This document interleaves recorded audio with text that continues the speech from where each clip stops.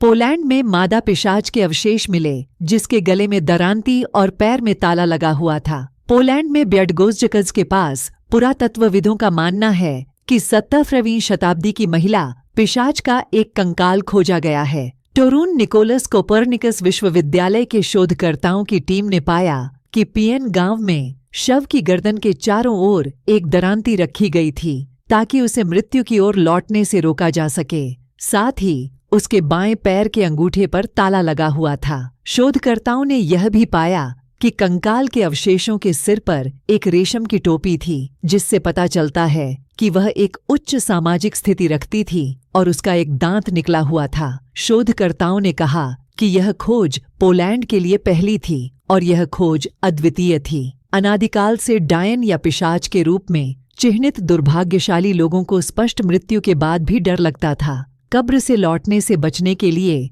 लोग बहुत दूर चले गए। कंकाल के सामने के दांत भी उभरे हुए थे, जिससे अटकलें लगाई जा रही थीं कि उसकी गैर मानक उपस्थिति के कारण 17वीं शताब्दी में अंधविश्वासी स्थानीय लोगों ने उसे डायन या पिशाच करार दिया होगा। टीम का नेतृत्व करने वाले निकोलस कोपरनिकस विश्वविद्यालय के प्रोफेसर डेरियस पोलिंस्की ने कहा कि जादू टोना विरोधी प्रथा का यह उदाहरण असामान्य था। प्रोफेसर डेरियस पोलिंस्की ने कहा, मृतकों की वापसी से बचाव के तरीकों में सिर या पैर काटना, मृतक को जमीन पर काटने के लिए नीचे की ओर रखना, उन्हें जलाना और पत्थर से कुचलना शामिल है। हालांकि इस उदाहरण में एक अलग तकनीक जिसका उपयोग पोलिश धरती पर पहले कभी नहीं किया गया था, गर्दन पर स्थित एक दरांती का उपयोग किया गया था। पोलिंस्की ने बताया, इसे सीधा नहीं रखा गया था, बल्कि गर्दन पर इस तरह रखा गया था कि अगर मृतक ने उठने की कोशिश की होती तो संभवतः उसका सिर कट जाता या घायल हो जाता।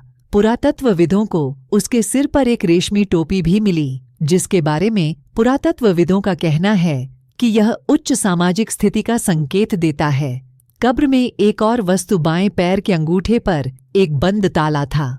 प्रोफेसर पोलिंस्की के अनुसार यह एक चरण के बंद होने और वापस लौटने की असंभवता का प्रतीक है। पुरातत्वविदों ने नोट किया कि महिला को असामान्य तरीके से और बहुत सावधानी से दफनाया गया था, जो पारंपरिक पिशाच विरोधी रीति रिवाजों को देखते हुए आश्चर्यजनक है। उसके सिर पर एक रेशमी टोपी थी, जो 17वीं शताब्दी में बहुत महंगी थी और पुरातत्वविदों के अनुसार उच्च सामाजिक स्थिति का संकेत देती है। महिला का उभरा हुआ सामने का दांत एक और आकर्षक विशेषता है। इससे अटकलें लगाई जाने लगीं कि उसकी असामान्य उपस्थिति के कारण 17वीं शताब्दी में अंधविश्वासी स्थानीय लोगों ने उसे डायन या पिशाच करार दे दिया था।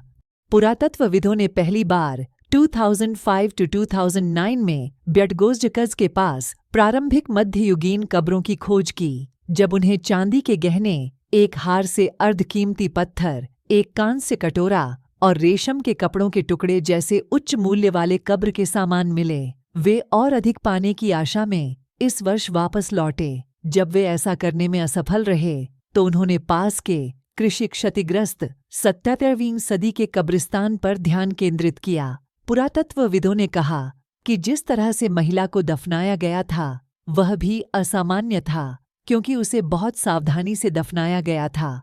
उन्होंने बताया कि यह शास्त्रीय पिशाच विरोधी प्रथाओं के लिए आश्चर्यजनक है। पुरातत्वविदों द्वारा खतरे वाले क्षेत्र की जांच की गई।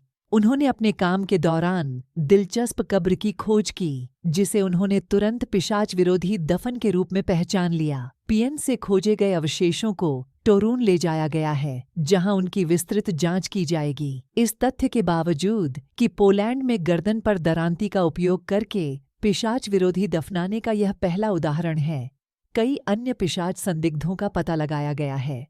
2008 में क्राको में रेनेक गॉनी के तहत कटे हुए सिर वाले कई कंकालों की खोज की गई थी।